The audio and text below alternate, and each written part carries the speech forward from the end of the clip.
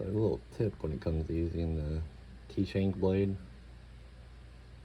from Jigsaw and the Swiss Army knife, Victornox.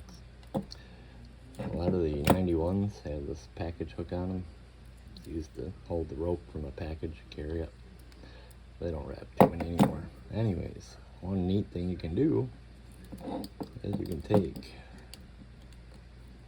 set that t-shank in there, close this hook on it. See if I can do this all.